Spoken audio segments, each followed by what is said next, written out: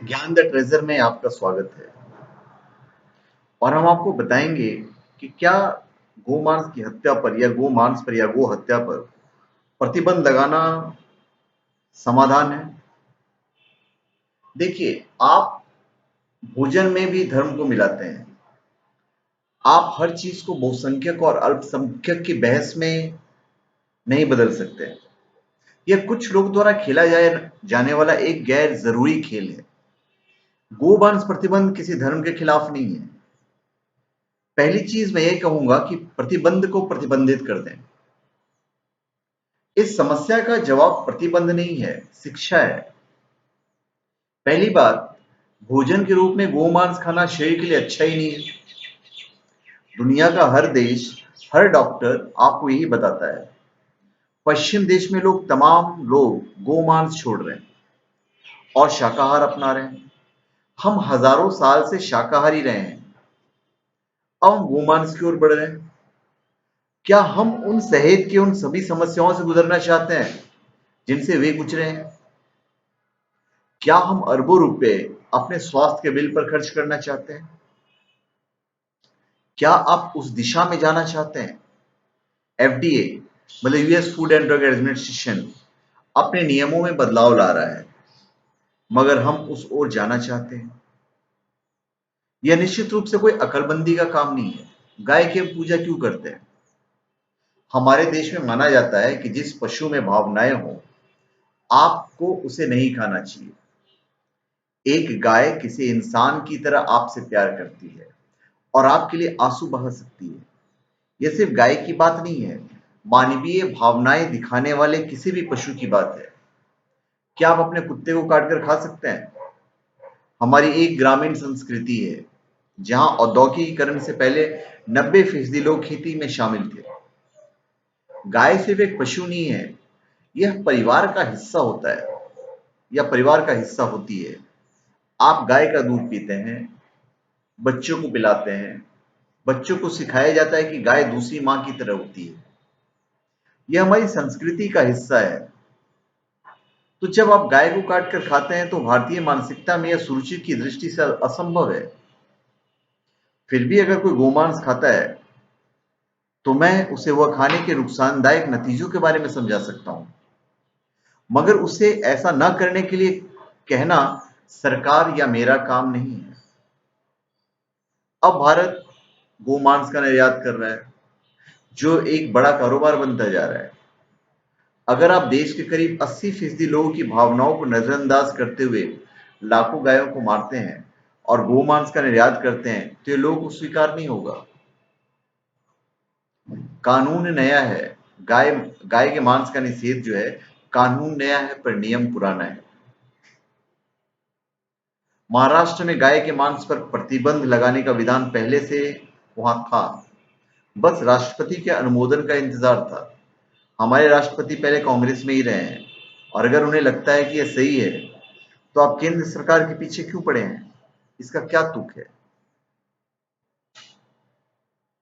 अभी हरियाणा की बात ले लीजिए, वहां अभी यह कानून लागू लागू नहीं हुआ है। उन्होंने घोषणा कर दी है मगर उसे विधानसभा में पेश होना बाकी है। वहां भाजपा की सत्ता में आने के बाद काफी सारे नियम वहां पे शायद लागू होंगे।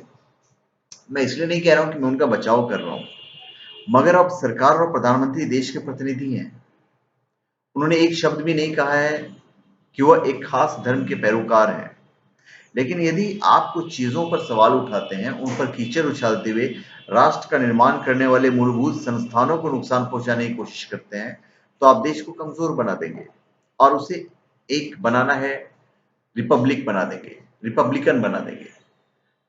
लोकतंत्र संस्थानों से बनता है। सिर्फ किसी का हुआ खड़ा करने की वजह से अगर आप हर संस्थान को कमजोर बनाना चाहते हैं तो देश कमजोर हो जाएगा। प्रधानमंत्री भी एक संस्थान है। अगर वह कहते हैं कि आप सबको हिंदू होना है तो हम उसे बाहर कर सकते हैं, मगर राष्ट्रपति का अनुमोदन लेने का नियम हमेशा से रहा है। फिर आप उनका विरोध कैसे कर सकते हैं? बहुसंख्यकों को खुश करने के लिए विधानसभा द्वारा उसे पारित कर दिया गया और अल्पसंख्यकों को खुश करने के लिए उसे लटका दिया गया। देश चलाने का यह तरीका तो नहीं है। देश को इस तरह चलाना बंद करना चाहिए। आप क्या करना चाहते हैं, इस बारे में स्पष्ट रहें। कई गांवों में गाय का मांस नहीं खाया जाता है। वहां ऐसा कोई कानून नहीं है, मगर नियम है। अल्पसंख्यक भी उस भावना का सम्मान करते हैं और उसे समझते हैं। अगर कोई खाना चाहता है तो लाकर चुपचाप खा लेता है। दूसरों को भी ये बात पता होती है, लेकिन उन्हें कोई परवाह नहीं होती, क्योंकि वे अपने घर में खाते हैं। लेकिन अगर आप सड़क पर गाय को काट कर किसी घर के सामने टांग देंगे तो वे बर्दाश्त नहीं करेंगे, क्योंकि यह उनकी सूची और भावनाओं के अनुकूल नहीं है। वे भी इस बात का सम्मान करते हैं, मगर अब इसे यह रंग दिया जा रहा है कि आपको गाय का मांस खाना होगा, वरना आप धर्मनिरपेक्ष नहीं है। आप मुझे धर्मनिरपेक्ष होने के लिए गाय का मांस खाना होगा। आप देश की या मेरी धर्मनिरपेक्षता पर सवाल नहीं उठा सकते। जब दुनिया के किसी देश ने लोकतंत्र के बारे में नहीं सोचा था, उस समय यहाँ के राजा लोकतंत्र चला रहे थे। केवल तानाशाहों को छोड़ दें तो राजा भी कोई फैसला करने से पहले प्रजा की सलाह लेते थे। लोकतंत्र और धर्मनिरपेक्षता हमारे लिए नई चीज नहीं है। हमारे देश के लिए हम एक धर्म विहीन देश हैं। हर व्यक्ति अपने पसंद के धर्म का अनुसरण कर सकता है, जब तक कि वह उसे मुझ पर न थोपे। मगर अब आप उसे मुझ पर थोप रहे हैं। मैं गरीब हूं, आप मुझे भोजन देते हैं और कहते हैं अपने भगवान को छोड़ दो, मेरे भगवान के पास आ जाओ। ये बहुत ही बेवकूफाना तरीके से हो रहा है। इसका संबंध इस वर्ग से लोगों का और उस वर्ग के लोगों से नहीं है, बल्कि देश से है। मेरी चिंता यह है कि इस देश के 5 करोड़ लोगों का पोषण नहीं मिलता है। मेरे भगवान और आपके भगवान के नाम पर आप सब कुछ नष्ट कर रहे हैं। आजादी को एक जीवंत संभावना होना चाहिए। जब आप गरीब होते हैं तो आपको सिर्फ खाने की परवाह होती है। भूख कोई मजाक नहीं है। मैं किस स्वर्ग में जाऊंगा, ये जरा भी अहमियत नहीं रखता है। तो एनीवेज, गोमांस पे प्रतिबंध लगाना उसका समाधान नहीं है, उसे नियम बना देना चाहिए। तो धन्यवाद। आप हमारे चैनल पे सब्सक्राइब करें और अपने कमेंट दीजिए। धन्यवाद।